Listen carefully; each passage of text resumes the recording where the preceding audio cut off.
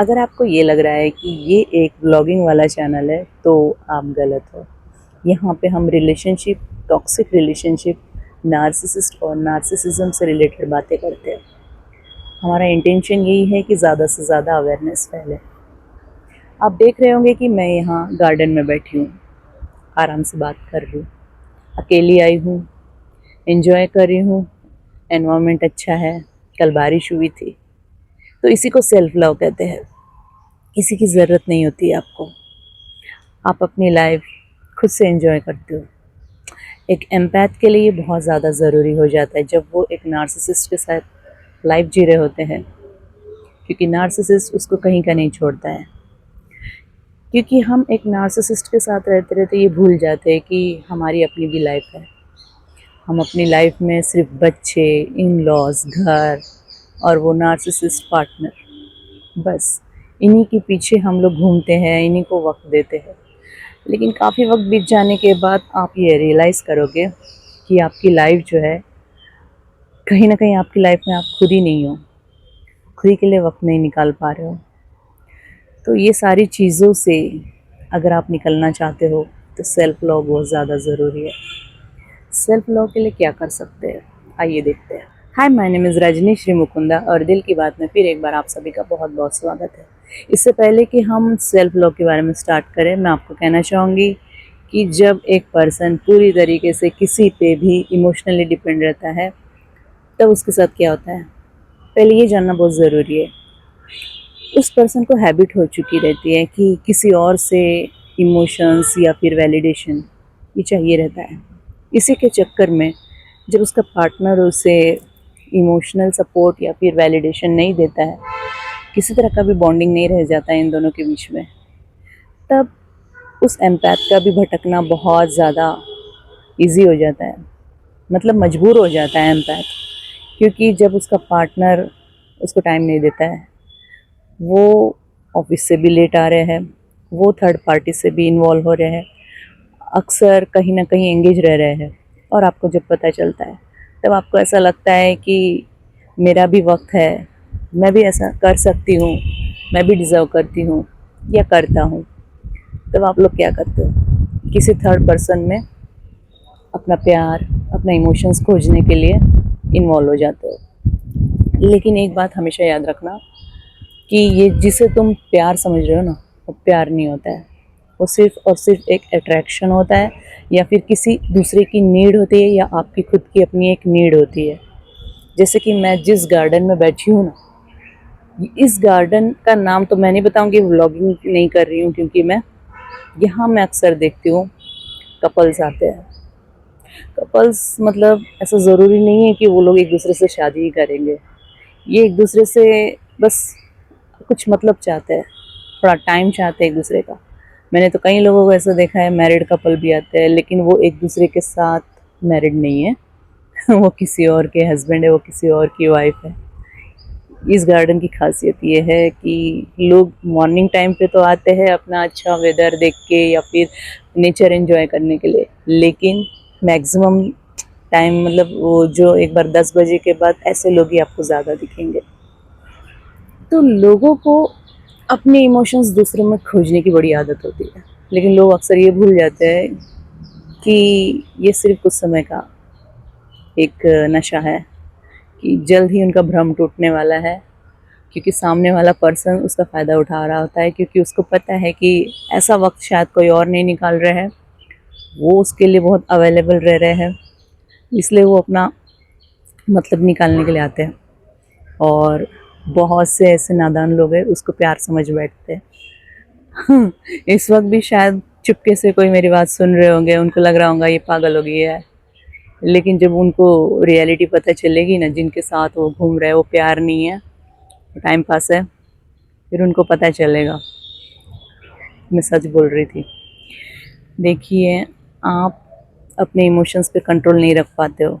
जब आपके साथ फिर धोखा होता है ना, फिर आपको ऐसा लगता है अरे मेरे साथ ऐसा हो गया, मैंने वक्त दिया था। ये वक्त गार्डन में घूमना, चुम्मा चाटी करना, एक दूसरे के साथ मतलब लिपट लिपट के बैठना, न जाने क्या क्या हरकतें करना, लोग इसको प्यार समझ बैठते हैं।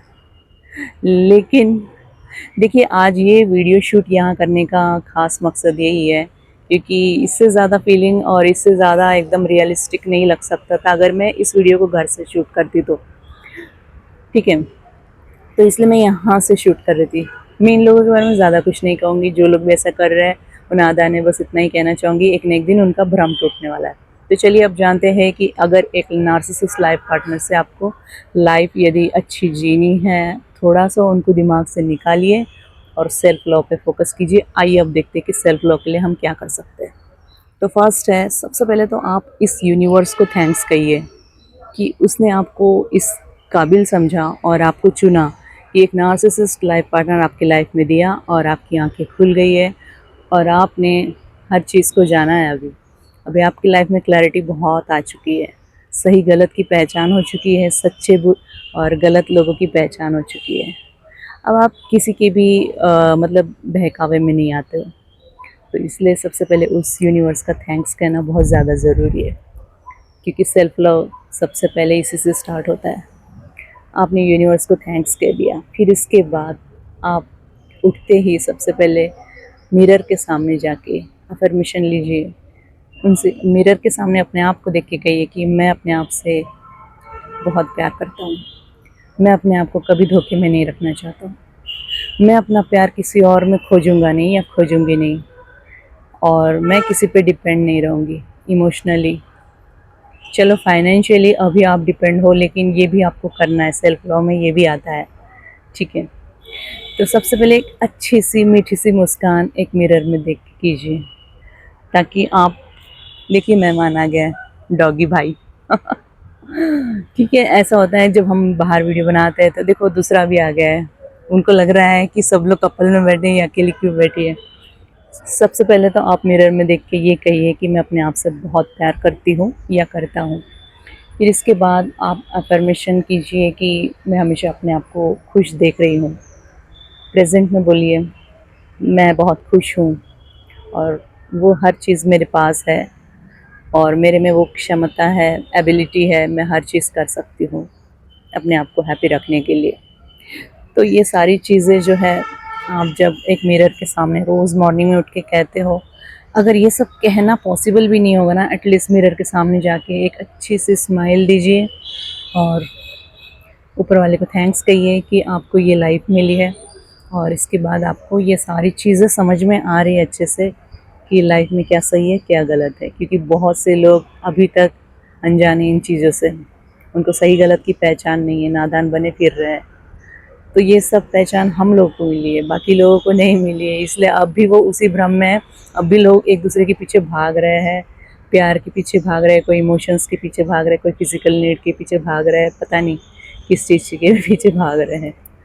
ठीक है, तो सेकंड है आप अपने फिज़िकल हेल्थ का बहुत ज़्यादा ध्यान रखोगे। इसके लिए आप अगर जिम नहीं जा सकते हो तो घर से योगा भी स्टार्ट कर सकते हो, क्योंकि यूट्यूब पे ऐसे काफ़ी सारे आपको वीडियोस देखने को मिलेंगे जिसकी हेल्प आपको मिल सकती है और आप अपना योगा स्टार्ट कर सकते हो। नहीं पैसे हैं, मैं समझ सकती हूँ, कभी कभी हस्बैंड पैसे नहीं देते हैं कि योग आप जिम ज्वाइन कर सको, तो कोई बात नहीं, आप घर से कर सकते हो। तो आप घर से ही स्टार्ट कीजिए सबसे पहले, और ऐसा नहीं कि आज किया कल किया फिर तीसरे दिन फिर मतलब भूल गए, या फिर आपको थोड़ा सा जान पे आ रहा है, त्रास आ रहा है, ऐसा भी नहीं करना है। आपको मतलब एक मोटिवेशन के रूप में या फिर आपको एक चैलेंज के रूप में उस चीज़ को लेना है कि अभी आपको फिज़िकली फ़िट होना ही है। फिज़िकली फ़िट होने के लिए मैं इसलिए कह रही हूँ क्योंकि ये बहुत मैटर करता है, क्योंकि जब आप फिज़िकली फ़िट रहते हो ना, तो जब भी आप अपने आप को देखते हो ना, ऑटोमेटिकली वो स्माइल आती है, वो कॉन्फिडेंस आता है। जब भी आप बाहर जाओगे तो आप उसके बाद ही समझोगे। और मैंने इसके पहले भी कहा है कि हर इंसान अपनी उम्र से 10 इयर्स छोटा दिख सकता है। अगर मैं आपसे कहूँ कि मेरी एज क्या है तो आपका जवाब क्या रहेगा, आप कमेंट में ज़रूर बताना। इस वक्त मैं जहाँ बैठी हूँ ना, यहाँ पे मैं अक्सर मॉर्निंग वॉक करने आती हूँ। कोई साथ में रहना ज़रूरी नहीं रहता, आप अकेले खुद से आ सकते हो, घर से बाहर निकल सकते हो। योगा करना भी अगर आपके लिए पॉसिबल नहीं होगा ना, तो आप घर के पास कोई गार्डन तो ज़रूर होगा, तो आप उस गार्डन में आके वॉक कर सकते हो, जॉगिंग कर सकते हो। जैसा कि इस वक्त मैं आई थी, थोड़ा वॉक किया, अब मैं बैठी, अब मुझे ऐसा लगने लगा कि आज का वातावरण बहुत अच्छा है, तो इसलिए मैं आप लोगों से बात कर रही हूँ। ठीक है, इस वीडियो को ज़्यादा सीरियसली देना भी है क्योंकि ये जो है सेल्फ लव से रिलेटेड है। और यदि मैं ग्रीनरी में बैठ के, इन पंछियों की आवाज़ में बैठ के और इतने अच्छे मौसम में बैठ के ये वीडियो शूट नहीं करती तो शायद इस वीडियो का मज़ा नहीं होता या मुझे फील नहीं आ पाता। देखिए, फ़िटनेस जो है किसी भी उम्र में आप मेंटेन कर सकते हो। मैं यहाँ देखती हूँ कि बहुत से काफ़ी मतलब उम्र के लोग आते हैं और अपना फ़िटनेस मेंटेन करने के लिए योगा, प्राणायाम कुछ ना कुछ करते हैं, जॉगिंग करते हैं, कुछ लोग खेलते हैं यहाँ। चलो, वो लोगों की बात अलग है जो लोग सिर्फ किसी और मतलब से यहाँ आते हैं। मतलब कुछ लोग कॉलेज बंक करके आते हैं, कुछ लोग स्कूल से आ जाते हैं, कुछ लोग ऑफिस आवर्स में ही आ जाते हैं एक दूसरे के साथ। मतलब वो कोई उनकी उनकी खुद के पार्टनर नहीं होते हैं ऑफिस आवर्स में आने वाले लोग भी, क्योंकि कोई भी हस्बैंड वाइफ यहाँ पे आके ऐसे हरकतें क्यों करेंगे। सीधी सी बात है, समझ में आता है कौन लोग आते हैं तो। ठीक है, तो ऐसे हर जगह मिलेंगे, हर गार्डन में मिलेंगे आपको। चलिए, तो इसके बाद आपको करना है, थर्ड नंबर पे आता है आपकी मेंटल हेल्थ पे वर्क करना है आपको। तो मेंटल हेल्थ पे वर्क करने के लिए भी आपको पहले फिजिकली फिट रहना पड़ेगा, क्योंकि यदि आप ही थोड़ा सा मतलब अपने आप को वीक महसूस करोगे तो फिर देखिए कि आपके थोड़े दिमाग पे असर हो ही जाएगा। ठीक है, सबसे पहले तो आपको सोचना छोड़ना है। ज़्यादातर हम लोग यही गलती करते हैं कि हम जिस पार्टनर के साथ रहते हैं उसके साथ हम खुश नहीं रहने की वजह से एनी टाइम हमारे माइंड में नेगेटिविटी बहुत ज़्यादा चलती है, बहुत सारा डिस्ट्रैक्शन, बहुत सारे विचार, जिस वजह से हम लोग दूसरा को सोच ही नहीं सकते। सेल्फ ग्रोथ का, सेल्फ लव का हम सोच ही नहीं सकते। माइंड में ये सारी चीज़ें आती ही नहीं है कभी। लेकिन एक बार जब आप जान गए हो कि जिस पार्टनर के साथ आप रह रहे हो वो एक नार्सिसिस्ट है, नार्सिसिस्टिक पर्सनैलिटी डिसऑर्डर से ग्रसित व्यक्ति है, तो उस टाइप के पर्सन को कभी चेंज नहीं किया जा सकता। इसलिए अभी ध्यान उनकी तरफ से हटा के खुद पे ध्यान लगाइए। थोड़ा सा मेंटली थोड़ा सा स्ट्रांग बनिए, कोशिश कीजिए कि प्राणायाम कीजिए और खुद पे फोकस कीजिए। ऐसे ऐसे लोगों से मिलिए जो थोड़ा सा पॉजिटिव वाइब्स जिनके साथ रहने पे तुम्हें महसूस होते हो। अगर ऐसा पॉसिबल नहीं है, आपको ऐसे कोई लोग मिल ही नहीं रहे हैं कि जो पॉजिटिव वाइब्स पास कर रहे हो, तो खुद को ही टाइम देना होता है। आप अपने आप में भी हैप्पी रह सकते हो। जहाँ कहीं भी जाते हो, आपको जो करना पसंद है ना वो हर चीज़ कीजिए। आपको गार्डन जाना पसंद है, गार्डन जाइए। ये सारे जो ये बर्ड्स दिख रहे हैं ना, उनके लिए थोड़ा सा कुछ आप दाना डालिए, आपको अच्छा लगेगा। या फिर आप ऐसे बाहर निकलते हो तो जो भी ऐसी रोड साइड में झोपड़ियाँ या फिर ऐसे गरीब लोग होते हैं ना, थोड़ा मदद कीजिए। देखिए, फिर थोड़ा सा आपका जो ध्यान वहाँ पे चला जाएगा ना, आपको ऐसा लगेगा दिल से खुशी मिलेगी। मतलब आप कुछ कर रहे हो लोगों के लिए, आप नेचर के लिए कुछ कर रहे हो, गरीबों के लिए कुछ कर रहे हो, या किसी और के दुख भी सुनिए, अच्छा लगेगा आपको। तो ये सारी चीज़ें जो है धीरे धीरे आपको अंदर से स्ट्रांग बनाती है मेंटली, क्योंकि अब आपने क्या इन सारी चीज़ों में नहीं पड़ते हो। और ये हो सके तो ज़्यादातर ये नेगेटिव लोग जो होते हैं ना उनको ब्लॉक कीजिए अपने व्हाट्सएप पे, और सोशल मीडिया पे तो बहुत कम ही रही है, तो बहुत अच्छी बात है। क्योंकि सोशल मीडिया में बहुत सी चीज़ें ऐसे हेट स्पीच फैलाते हैं, नेगेटिविटी फैलाने वाली बहुत सी चीज़ें सामने आती हैं। तो इस वक्त यदि आप लोग उतने स्ट्रांग नहीं हो मेंटली, तो थोड़े दिन के लिए मेरी बात मानो तो सोशल मीडिया से भी दूर रहिए। ये बहुत ज़्यादा हेल्पफुल रहेंगी चीज़ें। तो अपने आप से प्यार कीजिए, और आपके वो टॉक्सिक रिलेटिव्स जो है, जो हमेशा आपको टॉर्चर करते हैं या फिर आपके पीठ पीछे फ्लाइंग मंकीज़ का काम करते हैं, एनेबलर्स का काम करते हैं, तो इन सारे टॉक्सिक लोगों को आप व्हाट्सएप से ब्लॉक कर दीजिए। ये सबसे बेस्ट रहेगा। कोई ज़रूरत नहीं है ऐसे लोगों से बात करने की, ठीक है, क्योंकि ये सब लोग जो है ना आपके कभी काम नहीं आने वाले। ये सिर्फ आपकी लाइफ ख़राब करने के लिए आपके पीछे हाथ धो के पीछे पड़े रहेंगे, जब तक कि आप कमज़ोर हो जाओ या फिर बिल्कुल मतलब किसी काबिल भी ना बचो। ये तब तक उस हद तक के आपको टॉर्चर करेंगे। तो इन सारे लोगों को सबसे पहले तो अपने व्हाट्सएप से रिमूव कर दो या फिर डिलीट कर दो या फिर ब्लॉक कर दो, जैसा ठीक लगे। ज़रूरी नहीं है हर किसी को जवाब देना। बाद में वो पूछ सकते हैं कि क्यों तुमने हमें ब्लॉक किया, क्या कोई ज़रूरी नहीं है इन सारे चीज़ों का जवाब देने की, क्योंकि अभी तुम्हें खुद से जुड़ना है, खुद से प्यार करना है। फिर आप देखोगे जब आप मेंटली बहुत ज़्यादा स्ट्रांग हो जाओगे ना, फिर आप अपने आप लोगों से कट कट जाओगे, मतलब आपके रिलेटिव्स या फिर आपके खुद के फ्रेंड सर्कल। मतलब देखिए फ्रेंड्स, मतलब ऐसे ही कोई गिनती आप बढ़ा दो फ्रेंड्स में, मेरे इतने सारे फ्रेंड्स हैं, ये फ्रेंड्स ना काम के नहीं होते। इनमें बहुत उंगली पे गिनने वाले लोग हैं जो आपके फ्रेंड्स हो सकते हैं, लेकिन मैं तो यही कहूँगी कि जब हम मुसीबत में होते हैं ना, तब वो लोग भी हमारे काम नहीं आते। तो बेटर यही रहेगा कि हम किसी और पे डिपेंड ना रहे, फिर भी हम अपने आप से प्यार करें। तो फ्रेंड्स पे भी इतना डिपेंड नहीं रहना है। और जब हमारी मेंटल हेल्थ ख़राब हो रही होती है तो हम किसी के पीछे पड़ के, किसी से बात करके, हमें ये नहीं लगना चाहिए कि हम किसी पे डिपेंड हैं। तो फ्रेंड्स लोगों के पीछे भी ज़्यादा भागना नहीं है और उन पे डिपेंड नहीं रहना है। हो सकता है कि आपकी मेंटल हेल्थ ख़राब हो रही है तो आप फ्रेंड्स लोगों से उम्मीद रख रहे हो और कि फ्रेंड्स आपको सपोर्ट दें, इमोशनल सपोर्ट दें, या फिर आप फाइनेंशियली डाउन हो तो हो सकता है कि आप उनके ज़रिए आप थोड़ा सा सपोर्ट चाह रहे हो कि वो आपको थोड़ा सा फाइनेंशियली सपोर्ट कर दे। लेकिन देखिए, मैं कह रही हूँ कि सबसे पहले तो खुद को ही स्ट्रांग बनना है। जब तक आप दूसरों पे डिपेंड रहोगे ना, तो हर कोई ना कोई तीसरा दूसरा व्यक्ति ये ऐसे ही मिलने वाला है कि वो आपका फ़ायदा उठा सकता है, ठीक है। तो इन सारी चीज़ों को समझना होता है। फोर्थ है, आपको फाइनेंशियली स्ट्रांग बनना ही पड़ेगा, क्योंकि एक नार्सिसिस्ट के साथ जब आप लाइफ जीते हो ना, तो वो आपको किसी काबिल नहीं छोड़ते, क्योंकि वो कभी नहीं चाहेगा कि तुम एक अलग इंडिपेंडेंट या इंडिविजुअल ऐसी कोई अपनी आइडेंटिटी बनाओ। वो फाइनेंशियली स्टेबल कभी नहीं होने देगा। बहुत से ऐसे बहाने बताएगा कि घर कौन संभालेगा, बच्चे कौन संभालेगा, इन लॉज को कौन संभालेगा, मैं तो कर रहा हूँ, क्या ज़रूरत है। लेकिन उनकी बातों में मत आइएगा, क्योंकि बहुत सारे लोग उसी में धोखा खा चुके हैं। क्योंकि आपको पता चलेगा कि काफ़ी वक्त गुजर गया है, अब आपके बच्चे भी बड़े हो गए हैं, लेकिन धीरे धीरे जब आप अपने जॉब से क्विट कर देते हो या फिर जॉब ज्वाइन भी नहीं करते हो, मतलब मैरिज के बाद, तो ये लोग पहले तो ऐसा कहते हैं लेकिन उसके बाद जो है चेंज हो जाते हैं। आपको जो है वो पूरी तरीके से emotionally, mentally, physically, financially torture करना स्टार्ट कर देते हैं।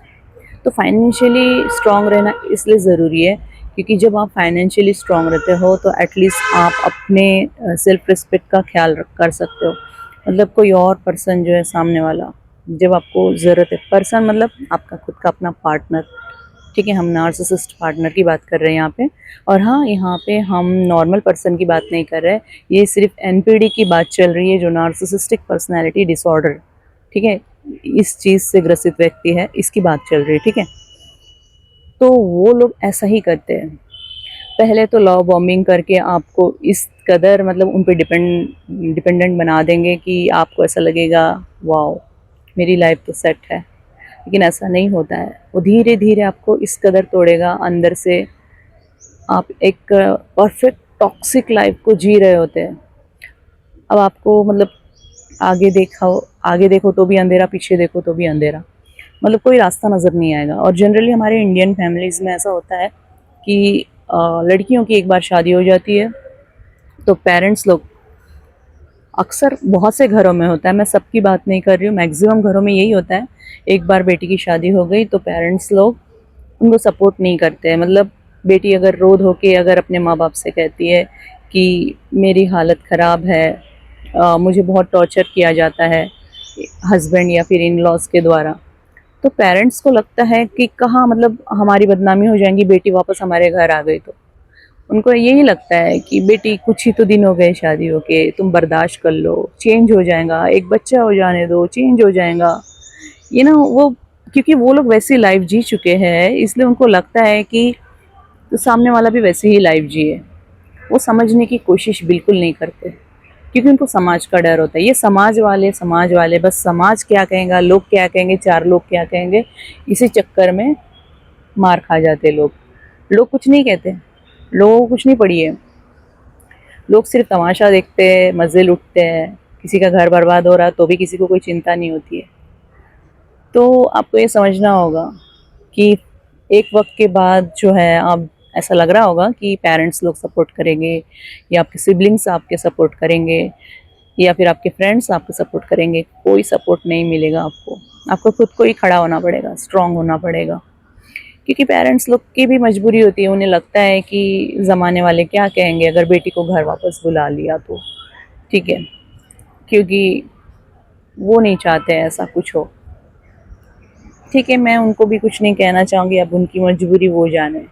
हम इस दुनिया में आए हैं तो ये हमारा ही काम है कि हम अपने आप को कैसे मतलब एक परफेक्ट इम्पैक्ट छोड़ के जाते हैं या फिर मतलब किसी अंधेरे में खो जाते हैं, ये हमारे ऊपर डिपेंड करता है। तो हमें उठ खड़े होना है और आगे बढ़ना है।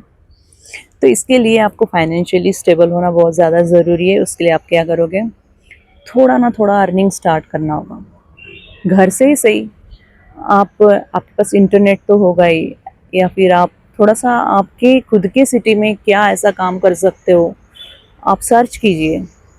घर बैठे आप ट्यूशन क्लासेस ले सकते हो। यदि आप में थोड़ा टैलेंट है डांस करने का तो बच्चों को डांस सिखा सकते हो, या फिर आप सिंगिंग अच्छा करते हो, सिंगिंग सिखा सकते हो। कुकिंग अच्छा करना आता है तो आप कुछ तो ऐसा कुछ कुकिंग करके भी आप अर्निंग कर सकते हो। कुछ भी कर सकते हो, छोटा मोटा ही स्टार्ट कर दीजिए। और हाँ, थोड़ी बहुत सेविंग्स बहुत ज़्यादा ज़रूरी है। अगर आप अर्निंग कर रहे हो या पहले से आपकी कोई सेविंग्स है तो उसको संभाल के रखिए, ये बहुत काम आएंगी। तो ये वो चीज़ें हैं, जब आप बाहर निकलोगे फिर उसके बाद आपको ज़रूरत नहीं पड़ेगी आपके हस्बैंड के सामने या फिर आपके वाइफ, चलो हस्बैंड वाइफ के सामने हाथ नहीं फैलाता, लेकिन ज़्यादातर नार्सिसिस्ट घरों में वाइफ अपने हस्बैंड के सामने हाथ फैलाती है। उसकी जो ज़रूरतें हैं, क्योंकि पैसों के बिना वो कैसे होंगी, मतलब कुछ भी खरीदना रहेगा तो उसके सामने हाथ फैलाना ही पड़ेगा। मैं इसलिए अक्सर सबको यही मोटिवेशन देती रहती हूँ कि कभी भी अपने आप को इतना डिपेंड मत बनाओ, किसी के ऊपर डिपेंडेंट मत बनाओ कि आपको हाथ फैलाना पड़ रहा हो। फाइनेंशियली स्ट्रांग हो जाओ, वो आपको बहुत अच्छा कॉन्फिडेंस देगा। जब आप किसी के सामने हाथ नहीं फैलाओगे, अपने बिल खुद पे करोगे और जहाँ कहीं भी आप घूमना चाहो आप घूम सकते हो, जो भी कपड़े पहनना चाहो वो आप खुद खरीद सकते हो। ये हैप्पीनेस अलग ही होता है। मतलब ये बहुत ज़्यादा ज़रूरी है लाइफ में।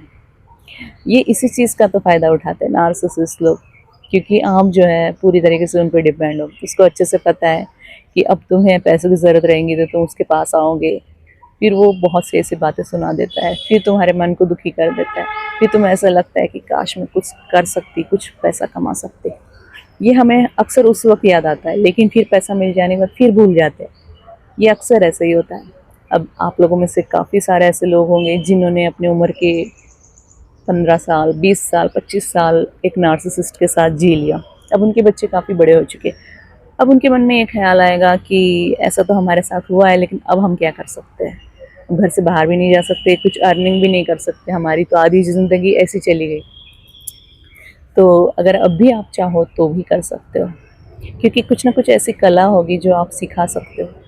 क्योंकि मरने से पहले एटलीस्ट ये चीज़ आपको खुशी दे सके कि लाइफ में कम से कम मैंने ट्राई तो किया। ये जो बात होती है ना, मैंने ट्राई तो किया, ये एटलीस्ट ये चीज़ भी अगर आपकी लाइफ में आ गई ना, तो वो एक अलग ही लेवल का कॉन्फिडेंस या हैप्पीनेस दे सकता है। चलिए, आज की वीडियो में बस इतना ही, काफ़ी देर हो रहा है, मैं भी निकलती हूँ। तो मिलते हैं हमारे नेक्स्ट वीडियो में। लेकिन जाने से पहले एक चीज़ कहना चाहूँगी, अगर वीडियो अच्छी लगे तो मेरे चैनल को आप सब्सक्राइब कर सकते हो, ठीक है। चलिए मिलते हैं फिर नेक्स्ट वीडियो में। Till then, bye bye.